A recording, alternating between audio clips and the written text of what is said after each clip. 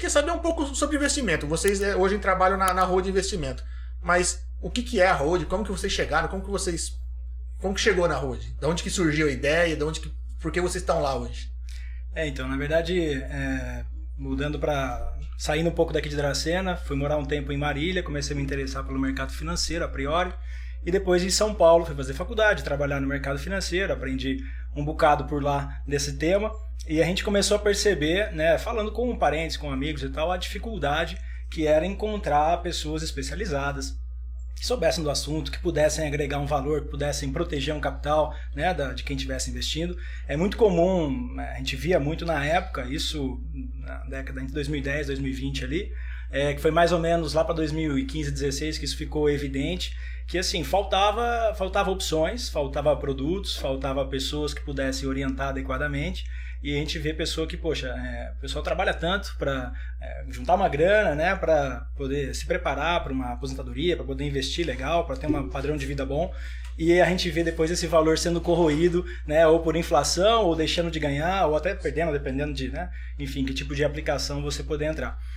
E aí nisso a Road começou com 4 sócios, né, então eu sou um dos fundadores junto com o Fábio, Fernando, Diego. A gente começou isso em São Paulo em 17 e daí a gente foi desenvolvendo. Em 18 já estávamos aqui atuando em Marília, atuando em Dracena, vindo, explicando, né, tateando um pouco e vendo a adesão. E aí na sequência a coisa começou a evoluir bem, passando a eleição, né, um certo otimismo aí desses anos que passaram. Porque fica tenso na época da eleição, né? Tudo pode mudar. Os meses antes ali, como a gente está vivendo agora. Inclusive né? Agora véspera de eleição e a galera tá toda agitada. No caso, a empresa já é a segunda eleição que ela vai passar. Exato, é a segunda eleição. E aí nesse processo, bom, eu e o Bruno, a gente é amigos de infância, né? Crescemos juntos aqui e a gente sempre falando sobre isso, sobre como levar esses serviços melhores para o interior e tal. E aí ele entrou nesse barco junto, já tem um tempo, a gente inaugurou a nova filial aqui no final do ano passado, já estamos completando quase um ano, agora em novembro vai dar um ano dessa nova filial, né? Legal. E de atuação desde 18. E a gente começou a ver que fazia total sentido, né? Tanto o interior todo, né? A gente, Marília também tem, Dracena, em São Paulo a coisa evoluiu bem. E aí está permitindo a gente pouco a pouco poder levar um pouquinho de conhecimento também. Sim. É uma transferência de conhecimento esse atendimento, é falar um pouco sobre como você, né, cuidados que você deve ter, né? Todo mundo fala, poxa, tem um problema médico, vai no médico, você tem alguma coisa legal, jurídica, vai no advogado. Investimentos, faço eu que eu sei fazer bem, né? Tá, e alguns acertam, e ótimo, mas a ideia é a gente poder ajudar, né? Então, foi nesse sentido, foi buscando auxiliar. Pô, mas que bacana. Eu achei super interessante você com 18 anos já ter essa visão, já gostava dessa área de investimento, já foi estudar sobre, né? Quando eu mudei para Marília, tinha 16 para 17, aí eu comecei a me interessar mais lá, né? Enfim, professores bacanas ali que chamaram o interesse, comecei a gostar. E daí eu percebi que, poxa, se eu gosto do mundo financeiro, eu tenho que estar na meca aqui, pelo menos da América do Sul, né? Do Hemisfério Sul, que é São Paulo, com certeza. Onde tem maior volume de informação desse mercado. E por isso que eu mudei para lá, para fazer faculdade lá, para trabalhar em consultorias multinacionais que pudessem me agregar ao máximo. A gente trabalha muito, né? Apanha bastante, mas é bom para aprender.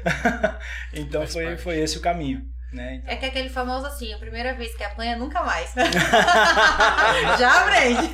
Aprende mais. Infelizmente aprende rapidinho, né? Tem que aprender. E São Paulo tem que ser, né? Onde ocorre tudo, né? Onde acontece tudo primeiro, né? A informação chega primeiro, não tem jeito. E tem a maior concentração também. Também tem. É porque eu morei em São Paulo, eu falava, aqui a informação chega por osmose. Eu saí pra tomar um café, o chapeiro ali fazendo pão com manteiga ali, ele já tinha lido o News Metrô lá. Eu tinha acabado de acordar, ele já tava mais informado. Aí eu ia conversar com ele, eu tava por fora do assunto. Falei, caramba, eu tenho que ler antes de chegar aqui pra conversar. Não tinha assunto pra conversar com o chapeiro ali do bar. Então, São Paulo, a informação vem muito mais fácil do que aqui, né? Aqui a gente tem que correr muito mais atrás. Pelo menos é a percepção que eu tinha quando eu morava lá e depois que eu vim pra cá, né? Eu acho que mesmo com internet, né, a tendência é que tudo chegue lá primeiro, né? Sim. Hoje acho que diminuiu esse gap, né? Mas mesmo assim tem um delayzão, assim, demora um tempinho pra chegar as coisas aqui. Eu lembro que teve um ano que, tipo, meu amigo ligava de São Paulo e falava assim, Mari, tá fechando lojas aqui. Eu tô indo pro trabalho cada dia que eu ando num quarteirão, tá fechando uma loja. E eu assim, impossível, eu nunca vendi tanto na minha vida. Eu falava assim pra ele, aqui tá ótimo. E depois assim, demorou, né, marido? 1 ano e pouquinho. Mais que eu falei assim, aí eu liguei, amigo, porque o negócio tá Agora ficando feio agora aqui. chegou a Agora crise chegou. aqui, é. Então, assim, a crise, que era uma coisa, né, pra se chegar mais rápido, demorou também. É, e Imagina a novidade. Pra bem e pra mal, né? A crise Sim. demora pra chegar, mas a saída da crise também Sim, demora um pouquinho mais. também, Parece que são ondas, né? A gente sofre É talvez bem isso aí mesmo. a gente sofre talvez um pouco menos, porque a Menos, gente tem é. menos indústrias e tal. Eu falo sempre que é um dinheiro meio que gira de mão em mão aqui, né? Sim. Mas também pra poder dar uma retomada é um pouquinho mais lento também o É um processo. pouquinho mais lento. Mas o impacto é menor. Sim, com Também. certeza, É com menor. certeza. E aí você comentou que você foi estudar em São Paulo. Morar em São Paulo foi pra estudar. O meu caminho até o mercado financeiro foi uma curva bem grande.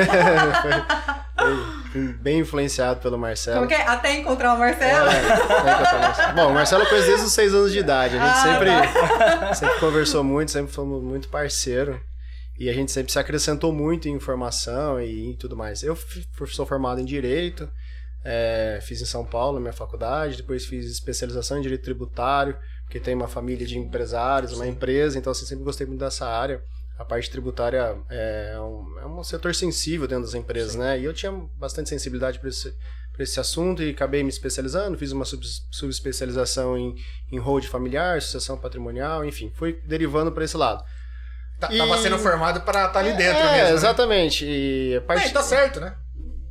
Era o meu caminho ali já caminhando, advoguei um tempo lá, mas assim, acabei não me empolgando tanto com a advocacia, tinha o empreendedorismo na veia, né? Porque desde pequeno, almoço, janta, domingo, antes de dormir, antes de acordar, era só assunto de emprego. Né? Meu pai, minha mãe, minhas irmãs. E as suas férias também? Seu pai colocava você lá pra com trabalhar? certeza, com certeza. Porque a sua irmã veio e contou que, tipo, não tinha férias. Olha aqui, ó, o mercado.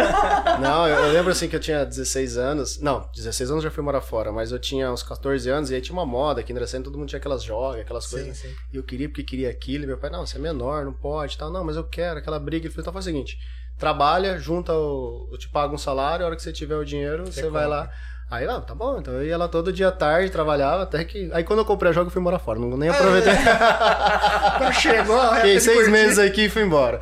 Mas valeu o aprendizado, assim, de lutar pra construir. Mas eu acho muito importante começar a trabalhar de cima. Acho que é formação de caráter, né? Ir lá, correr atrás do seu, tá? Mas assim, cresci dentro do supermercado, né? Corria lá dentro, fazia entrega de pequenininho, reposição de mercadoria, então tava no sangue o empreendedorismo.